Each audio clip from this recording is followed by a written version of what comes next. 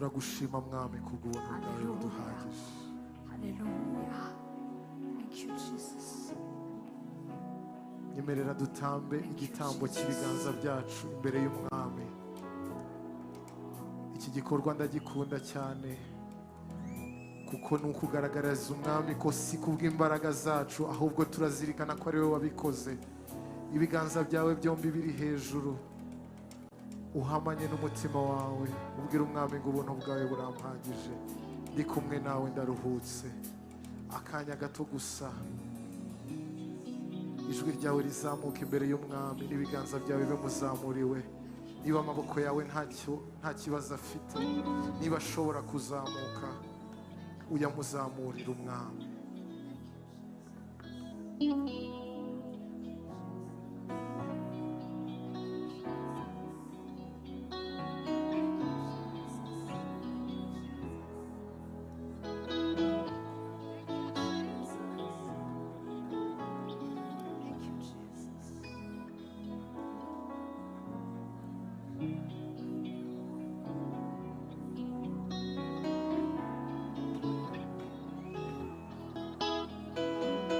Iki ni igitambo cyo kukubwira ko tuzirikana ko ari wowe gusa. Iki ni igitambo cyo kuvuga ko tuzirikana ko ari wowe gusa. Emerera tumukomera amashyi, uhuze ibiganza byawe n'akaruru kawe kazamukira imbere y'umwami w'abami. Uwo ni we nsinzi yacu, uwo ni we nsinzi yacu, uwo ni we byirato byacu, niyo mpamvu yacu yo kuba hano hantu. Impundu zawe zizamukira imbere y'umwami. Ubu turashinganye kuko tumufite, tugendana amahoro kuko tumufite. Akaruru kawe kongere kazamuka imbere y'umwami. Yego yego yego yego yego.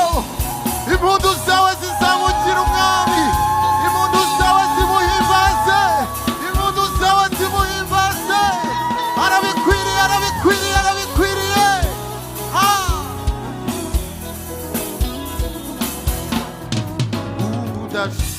Udashinganye gendana amahoro, ubugingo bwanjye burinzwe n'uwabupfiriye.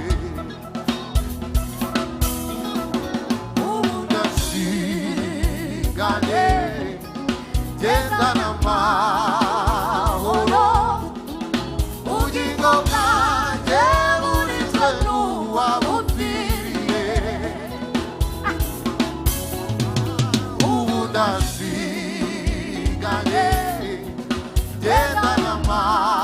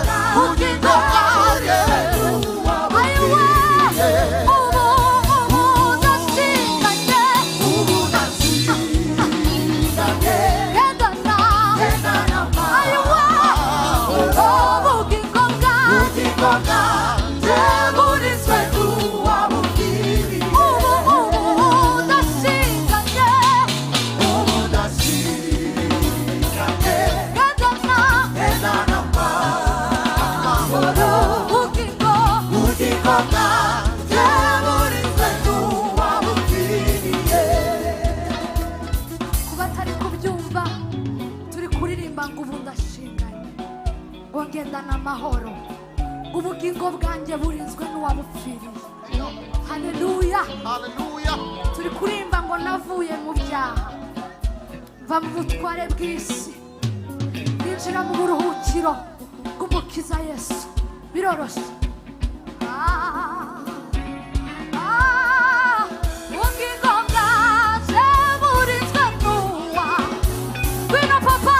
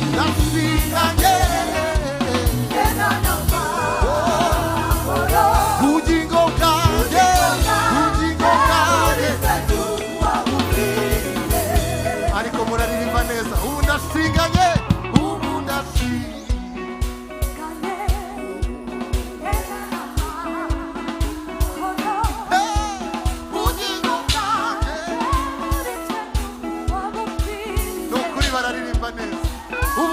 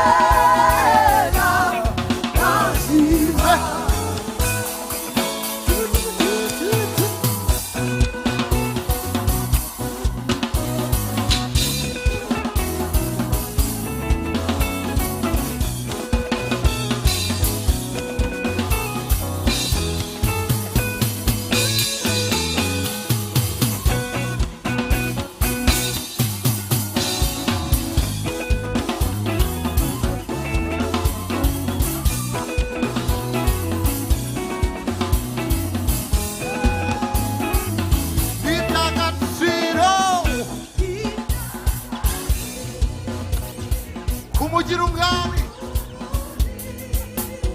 ndubuhamya bugenda ndashima kandi ni iby'agaciro kumugira Yesu wanjye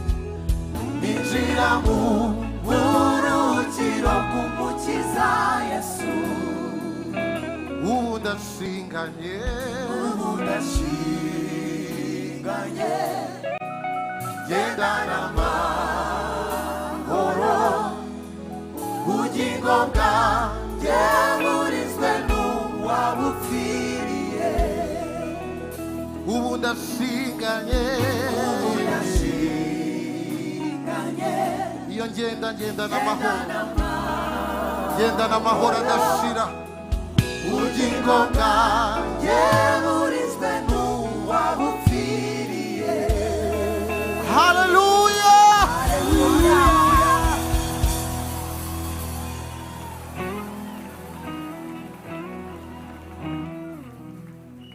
amahoro ngendana ntabwo adepanda n'ibyo nanyuzemo amahoro ngendana ntabwo adepanda na circonstance naciyemo ntabwo adepanda n'ibyiza naciyemo amahoro yanjye isoko mvomamo ni Kristo ijambo ry'Imana riravuga ngo uko yarari niko ari ni nako azahora niyo mpamvu amahoro afite amahoro atanga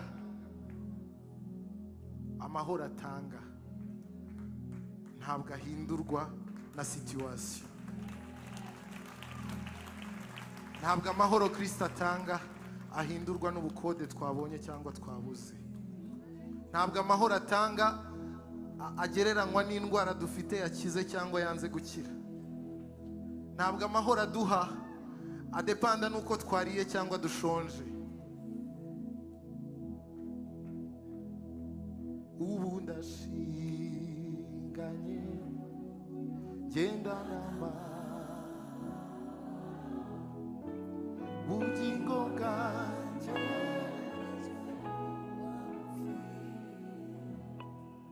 iyo umaze kumenya ko amahoro atanga atajyana n'ibyo uri gucamo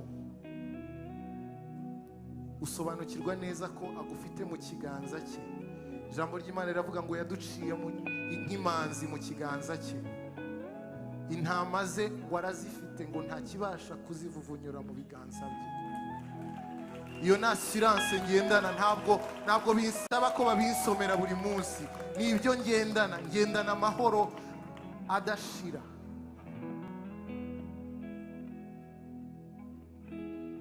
ngendana amahoro adashira icyampa iyi ndirimbo ikaba indirimbo yawe uyu munsi.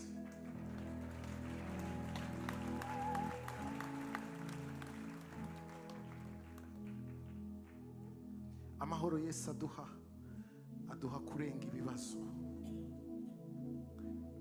tukabibona nk'ibidahari.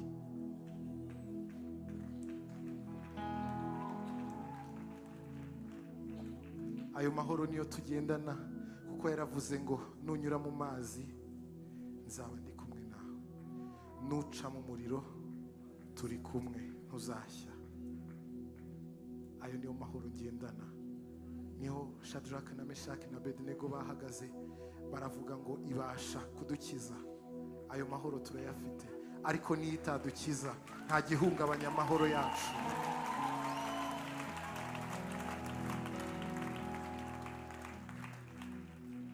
Sinzi impamvu aha hantu twahatinze, ariko nagira ngo iyi ndirimbo ibe yawe. Hari igihe tubiririmba twirukanka, tukabiririmba tubyina, tukaryoherwa no gutamba gusa, ariko ndagira ngo uyu munsi uhamirize umutima wawe, uhamirize ibikugize byose, uhamirize ibikuzengurutse, ku bugingo bwawe buhishanwe n'ubwa Kristo mu Mana.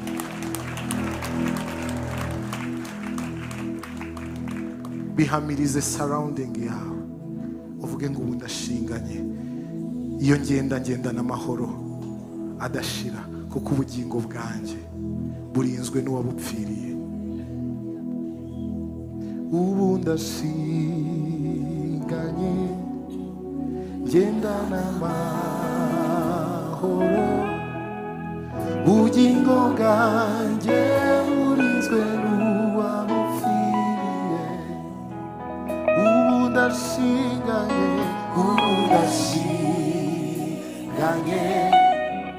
ngendana amahoro, ubugingo bwanjye burinzwe n'uwabupfiriye. Ubu ndashinganye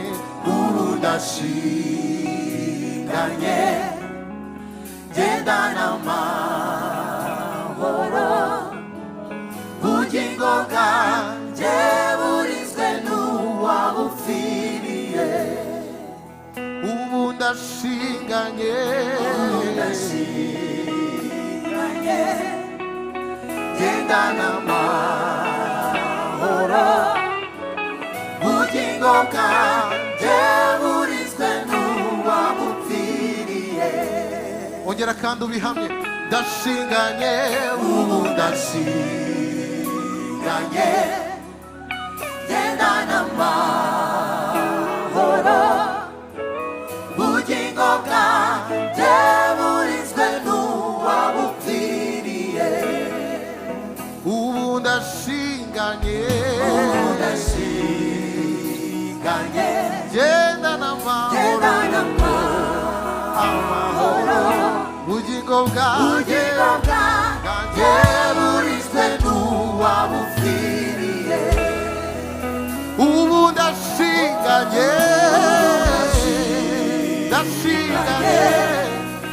ngendana amahoro, ubugingo bwanjye burinzwe n'uwabupfiriye. Ubu ndashinganye ngendana amahoro, ubugingo bwanjye burinzwe n'uwabupfiriye. Ubu ndashinganye ngendana amahoro, ubugingo bwanjye burinzwe n'uwabupfiriye. Ongera uhamanye nabyo, ubu ndashinganye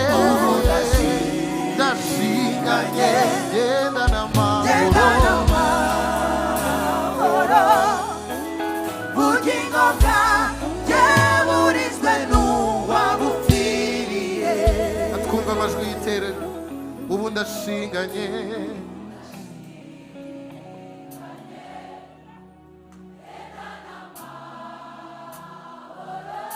ubugingo bwanjye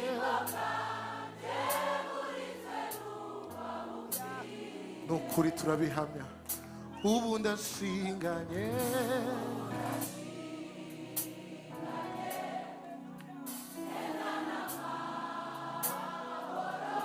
ubugingo bwanjye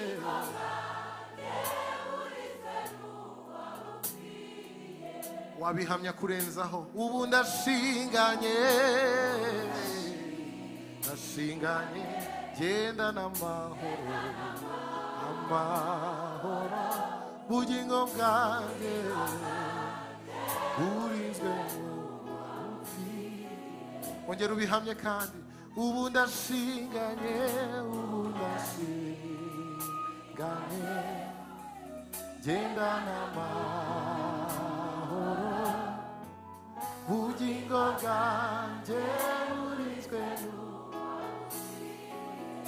urenzeho kandi ubu ndashinganye ndashinganye genda n'amahoro ubugingo bwanjye burinzwe n'uwabupfiriye ubu ndashinganye ndashinganye genda n'amahoro ubugingo bwanjye burinzwe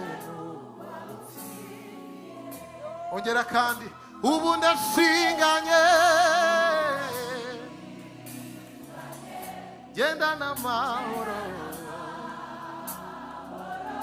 ubugingo bwanjye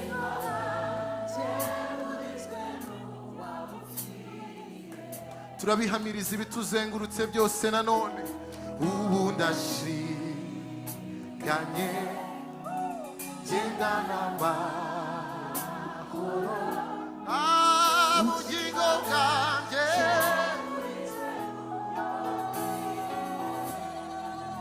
ubu ndashinganye genda n'amahoro agashira ubugingo bwanjye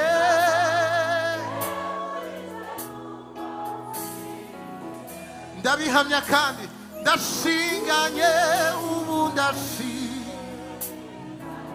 genda n'amahoro amahoro ubugingo bwanjye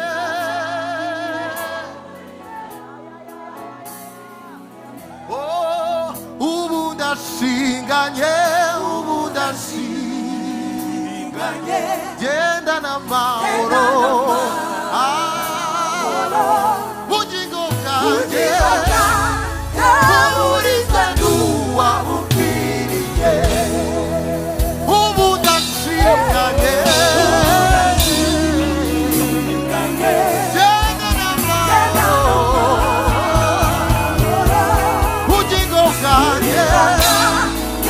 Urarinzwe ubu ndashinganye genda n'amahoro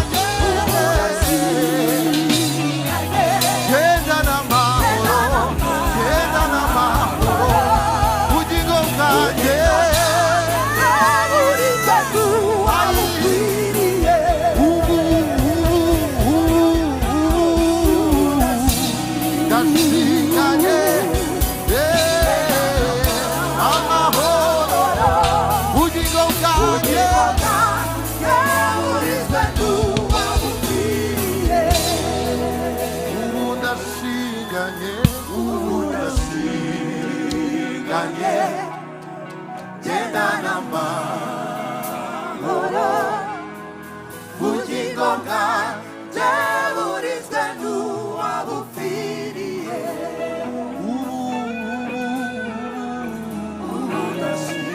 ndashinganye gendana amahoro ubugingo bwanjye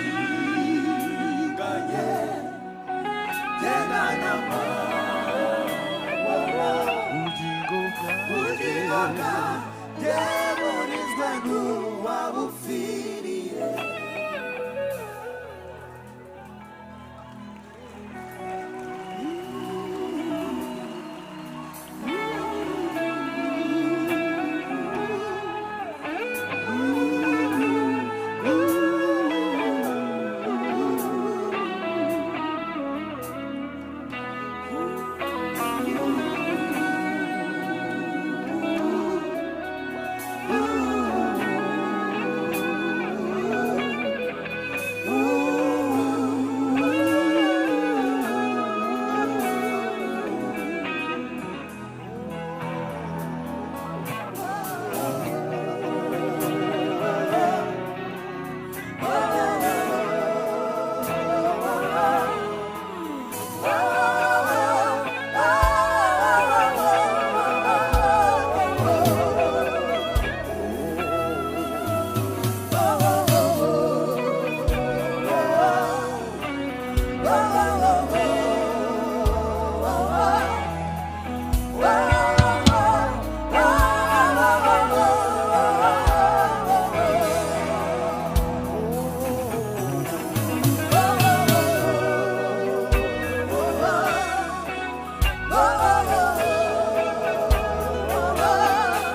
n'uwabupfiriye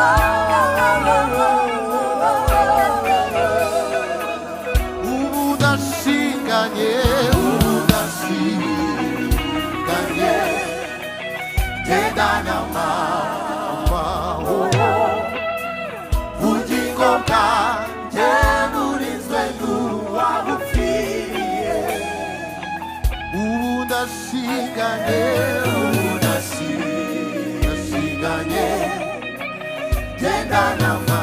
amahoro ubugingo bwanjye burinzwe n'uwabupfiriye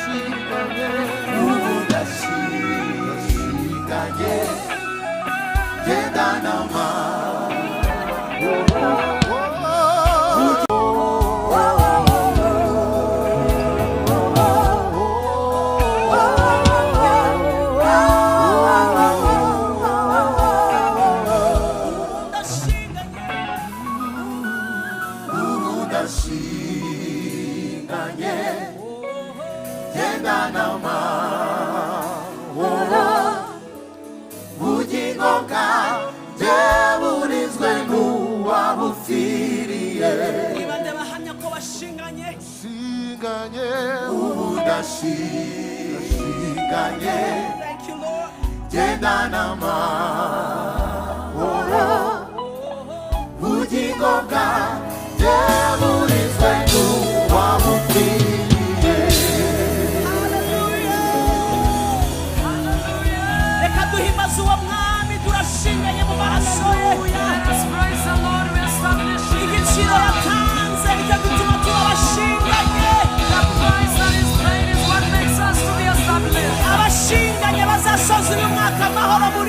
How many are established to accomplish their victory?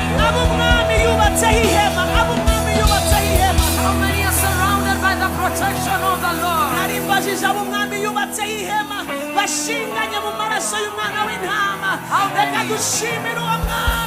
If you have been protected by the Lord and covered by the blood of Jesus, can you praise the Lord? Say your name. You are established. You established. Do you know nothing wrong will happen to you?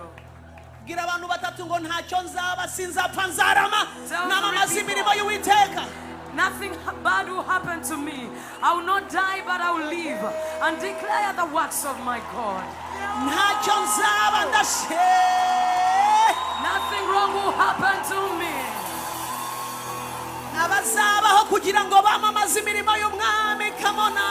How many will live to declare the works of God?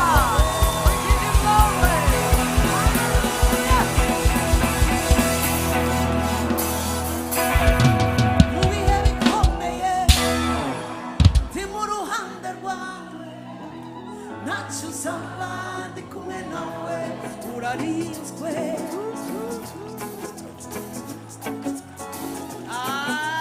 Come on, press through.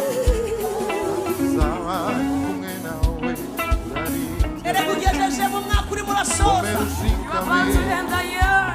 Witinya mwana wanje nachuzaba ndi kumwe nawe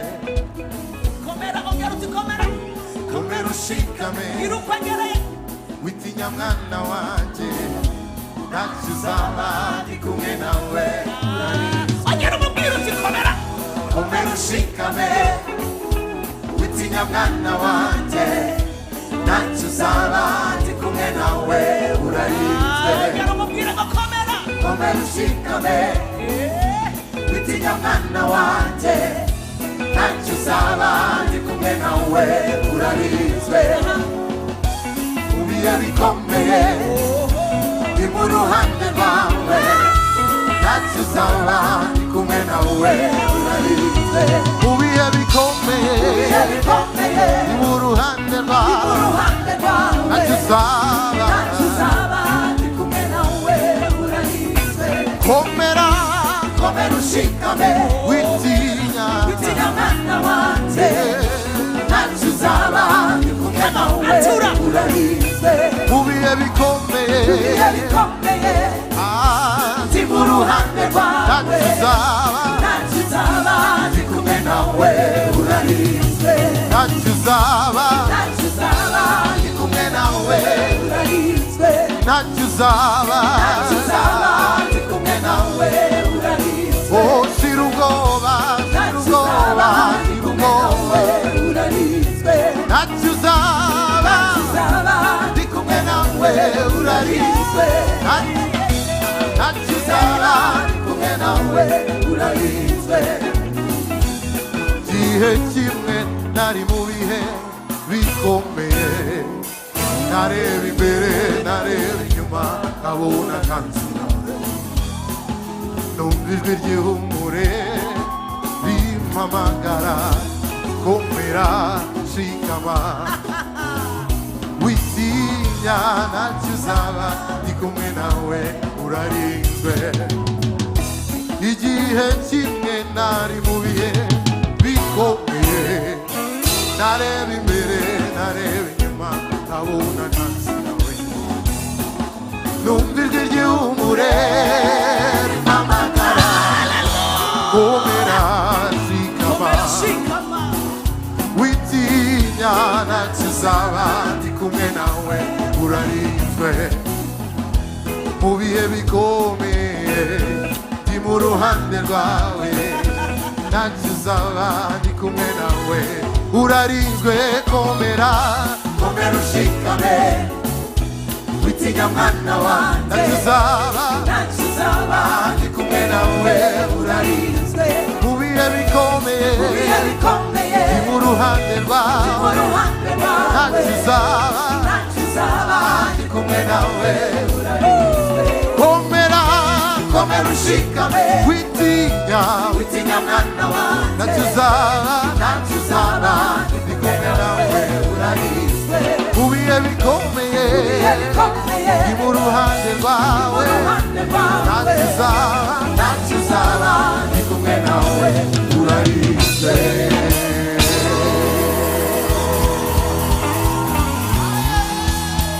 Let's praise Him. Let's praise Him.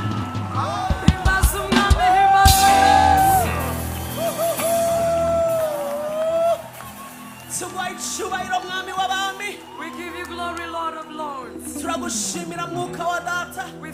Spirit of the Father. urakoze kubera presence yawe, Thank you for your presence. urakoze kurarika ubuzima bwacu umugoroba kubw'ineza yawe, Thank you for inviting us tonight. for urakoze your goodness. kudutegurira ameza imbere y'abanzi bacu, Thank you for preparing a table before our urakoze ko ari enemies. wowe wizerwa wenyine, Thank you for your faithfulness. tuguwe neza mu bikari byawe, We are comforted in your cause. imitima yacu ihugukiye nyagasani kuba imbere yawe, Our hearts are available to be before you. nta wundi ushyizwe hejuru muri uyu mwanya, No other is lifted up in this aha moment. duteraniye nta kindi kintu na kimwe gishyizwe hejuru, There is nothing that only is you lifted up Jesus, here. It is only you, Jesus. wowe wenyine mwami w'abantu, Only you, Lord of Lords. urakoze mwuka wera Thank you, Holy Spirit, guhishura Kristo muzima, for revealing the living urakoze Christ. mwuka wera, Thank you, Holy urakoze Spirit. kubera ingabo z'abamarayika bo mu ijuru zuzuye hano, Thank you for the hosts of the angels of God filled in this place. urakoze kubera ibimenyetso n'ibitangaza bikurikira ijambo ryawe, Thank you for the miracles and wonders following urakoze your word. gukingura ijuru, Thank you for opening the urakoze heavens. gukingura ijuru, Thank you for opening the urakoze heavens. gukingura ijuru, Thank you for opening the urakoze heavens. gukingura ijuru, Thank you for opening the urakoze heavens. gukingura ijuru, Thank you for opening the heavens. urakoze mwana. Thank you, Lord. God bless you, mushobora kwicarira. Come get seated. Abaramyi bataragenda sinzi niba iyi ndirimbo bayibuka. Nshoje mvuga ngo urakoze gukingura ijuru, nibuka indirimbo nanditse the first week, samedi ya mbere nahaye ubuzima bwanjye Yesu. There is a song that I wrote in the first Saturday after I gave my life to Christ. Nukuvuga ngo nari maze iminsi 6 gusa ngarukiye Yesu. I was only 6 days old in salvation. Ntangaye sinshaka kujya kuvuga hano nari mvuye, iyo ni story, ariko maze guhuza bwanjye Yesu ndabyibuka nicaye nabuze ikintu nkora, numva nkunze Yesu, ariko isi nayo numva ntazi uko ndi bubigenzemo, ariko nkumva ndi determiné gushimisha Imana no gukurikira Yesu. After I got born again, that is another long story about how I got born again. But when I got born again, I sat down one day and I felt a determination within me to serve God, but I didn't know exactly what to do. Ndibuka rero nicaye nari abaririmbyi b'iyo church nagiyemo, God bless them, nari maze kubamenya of course bakeya, noneho nandikiye indirimbo iravuga ngo yadukinguriye ijuru, atubabarira ibyaha, atwoza n'amaraso ye, atwambitse imyenda yera.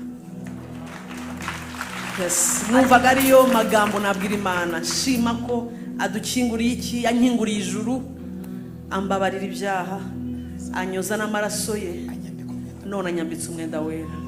This is the song that I felt in my heart after joining the worship team. I felt like telling the Lord, thank you so much for opening the heavens. Thank you for forgiving my sins.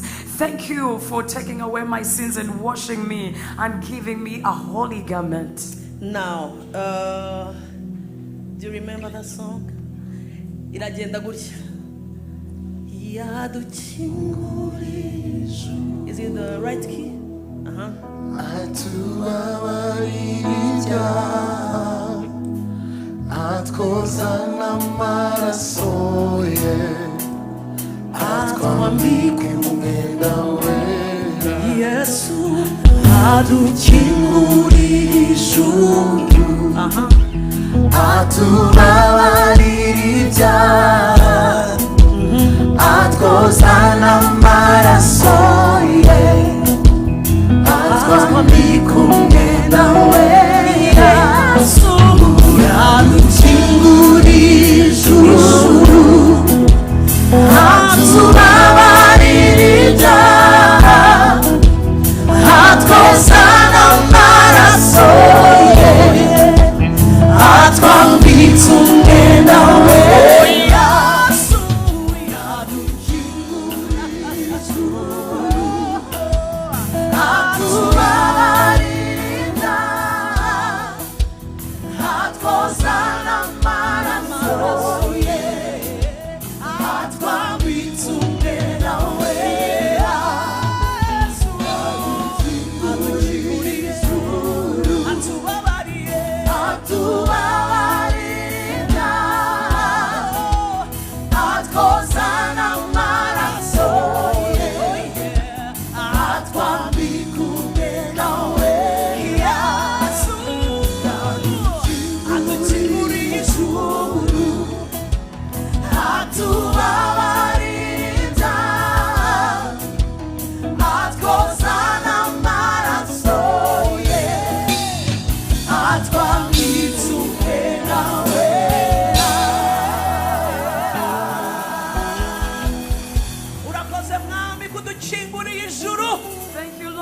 opening the urakoze heavens. kutubabarira ibyaha, Thank you for forgiving our urakoze sins. kutwogesha amaraso yawe. Thank you for washing us with your tugukuriye blood. ubwatsi mu izina rya We Yesu. celebrate you in Jesus' name.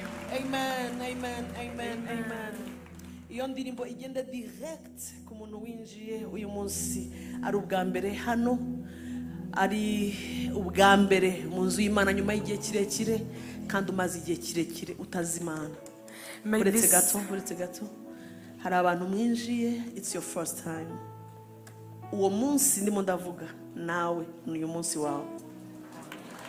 Winjiye ari ubwa mbere, urabizi neza ko ubuzima bwawe urimo urabyumva ko ugomba kubuha Kristo, umaze igihe uri kure y'Imana. Ndumva nakubwira iyi message aho wicaye, nubwo bisa nk'ari mu bantu benshi Yesu yakubonye. This message, the message of this song goes out to that person who has entered this place for the very first time. Maybe you had gone far away from God, but you have come here, even though you're sitting amidst a crowd of people. But Jesus has seen you, and for this reason you have come, because Jesus has opened the heavens for you. This harunwa nasanga nkahobera kuko azakorera Imana mu buryo bukomeye cyane. I feel like reaching out to someone to hug them, because you are going to serve the Lord tremendously. Not them, him. Him. Yes, azakorera Imana mu buryo bukomeye cyane. You are going to serve God mightily. Bukomeye cyane, kandi hanze azi ko ari umustar. And outside, you think you are a star. No, numu. He is a star. And outside, you are a star. Ariko nta n'icya kabiri cyakwegera aho Yesu arimo arakujyana. But where God is taking you, where Jesus is taking you, you're not even halfway of where you are. Ibyo wifuzaga byose hanze bibumbiye muri Kristo. Everything that you've been desiring outside there is all enveloped in Christ. Tutarava hano ndaza kumusabaho ubuzima bwe Kristo. Before we get out of this place, I'm requesting you to give your life to Christ. Urabyumva neza ko ariho ndimo ndabwira uyu munsi ntuze kuva hano udaha ubuzima bwawe Kristo. Niki wategereje? Ntaranabwiriza niki wategereje. Aha hantu niho hawe, uyu mwanya urimo niwo wawe, icyo urimo urumva mutima wawe nicyo cyawe. Hanze rekana naho fata icyemezo. Yesu araza kumurikira ubuzima bwawe. And you can feel very well that I am talking to you.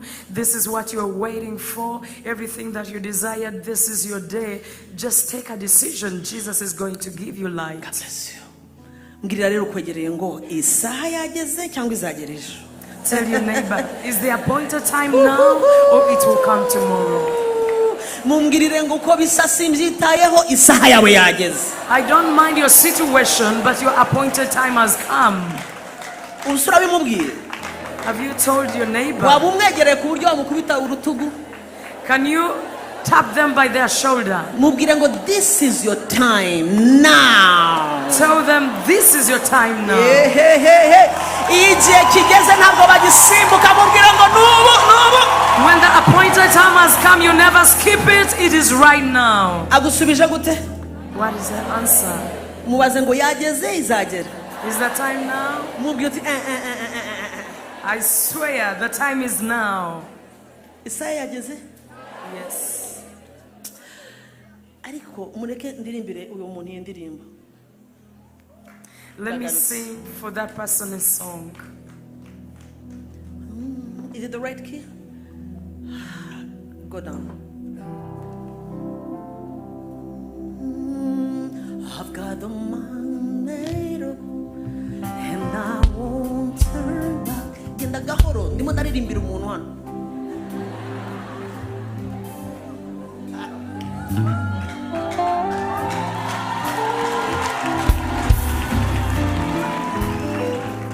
Let's go gahoro kugira ngo yumve n'amagambo.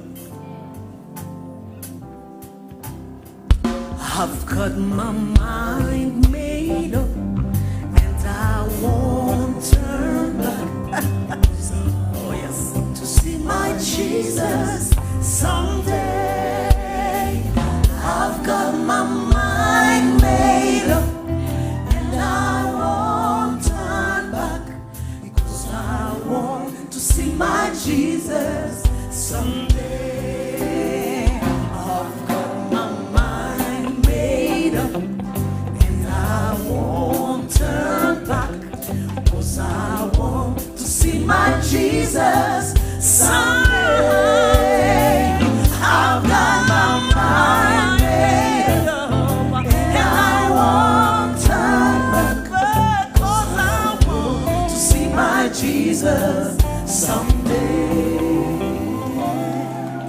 Goodbye world, I stay no longer with you.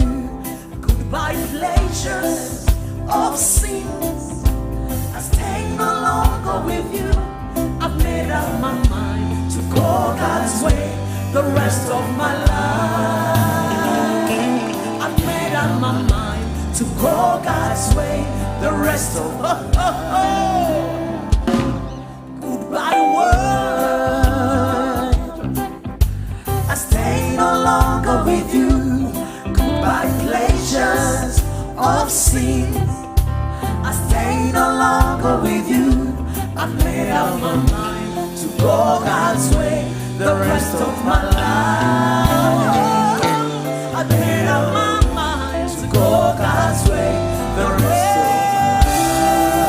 of my life. Haravuga goodbye world.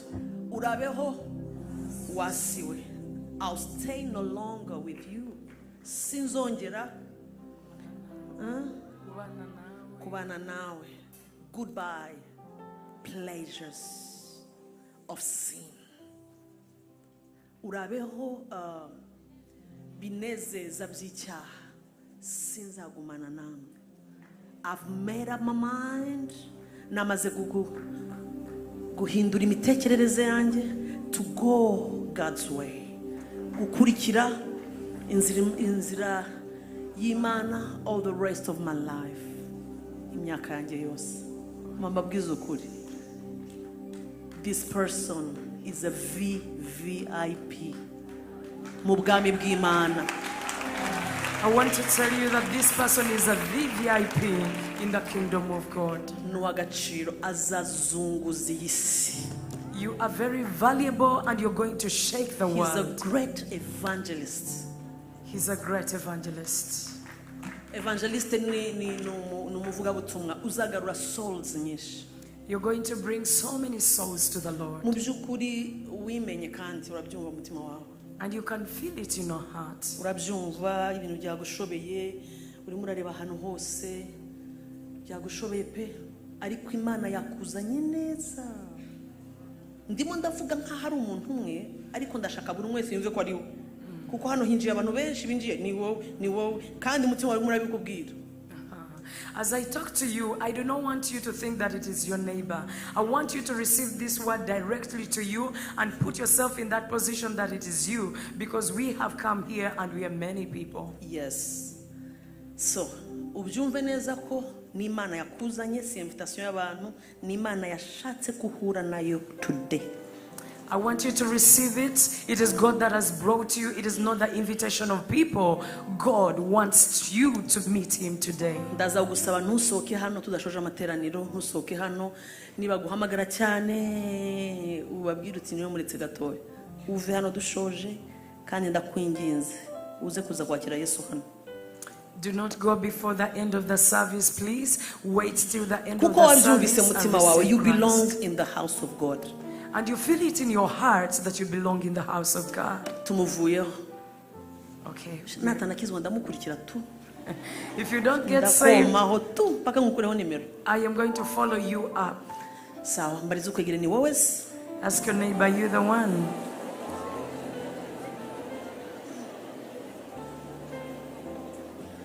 Akubwiye ko ari we? Is the neighbor the one? Akubwiye gute? What is your neighbor telling you? Kambabwiza ukuri ntabwo Yesu akojeje isoni. I tell you the truth, Jesus is not ashamed. Yaza kuba koze isoni simba naravuye ahomva ariko biratangaje ko mu binyantege nke nanjye yambonyemo. If Jesus was to uko cause uri shame, muratekereza nawe yakubonye. It's your time now. Uyu mugoroba ntavuga uva hano. oh yes. Turagufata tu. Ariko turasenga ngo umwuka w'Imana kwiyemereze kandi agufashe. Kandi niba wumva ntarakomeza twakwakira ubuzima bwawe Yesu, ndavuga wowe. Oh yes. If you feel the Spirit of God is convicting you, please give your life to Christ. And if you feel you can do it now, you can do it. Mbariza ukwegereye urumva mama yagusengera ubu ngubu atarakomeza mubaza uti yagusengere ni wowe? Ask your neighbor, are you the one? Do you feel like man should pray for you now? Baza uti ni wowe? Are you the one? Uti niba ari wowe mbwira nkuvugire. If you're the one, ask me to speak on your behalf. Mubaze uhitunyereka ukuboko. Ask them. If you find out that they're the one, raise up your hand. Now nari ngiye gukomeza rero ariko gahunda zanze sindatangisha amaturo sindakuba mva ariko ntabwo nkomeza abo bantu barahari kandi ndabasengera ubu nyine aha ngaho imbere yanjye. Ngaho vayi araziramo. Please come out if you want to give your life to Christ. Ntasoni shiramanga nk'umusirimo muri uyu mujyi uvuga ngo enough is enough ngwino hano na urabizi nawe. Be bold enough and you say enough is enough. Come forward right now. God bless you, God bless you, God bless you, God bless you.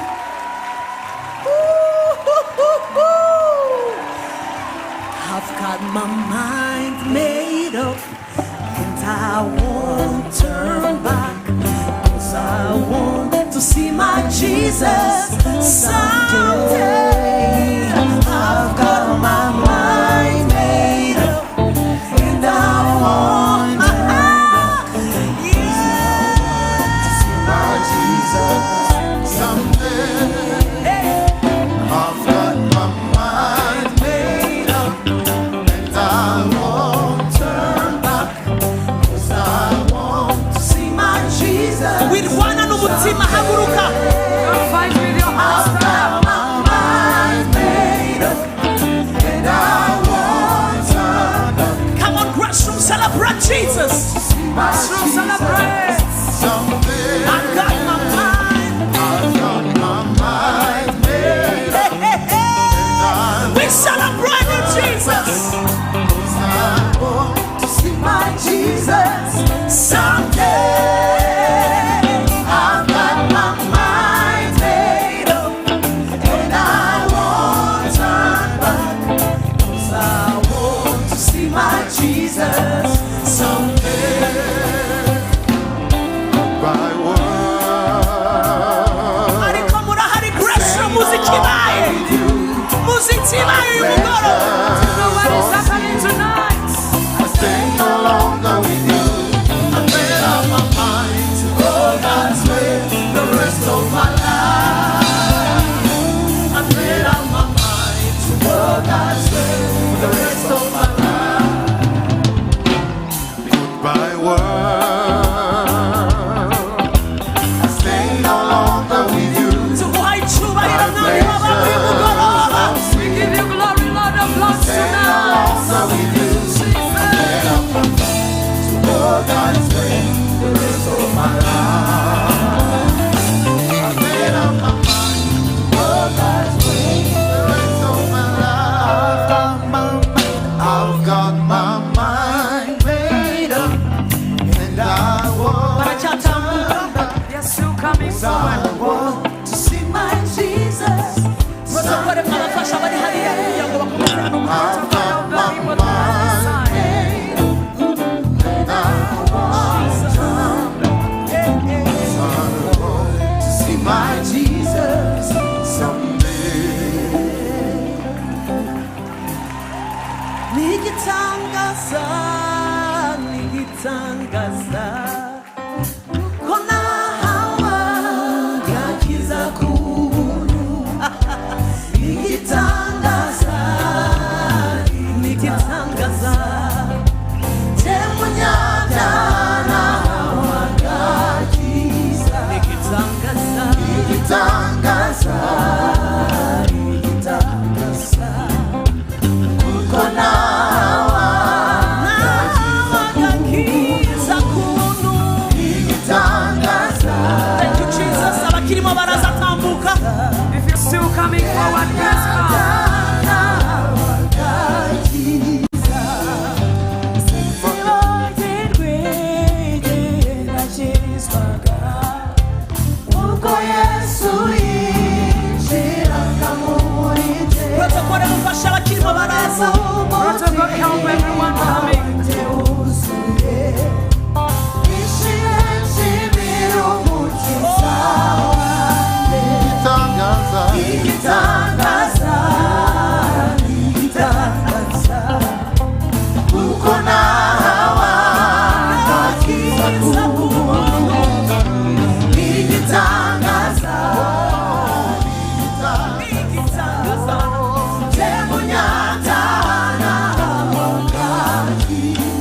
menshi mu magambo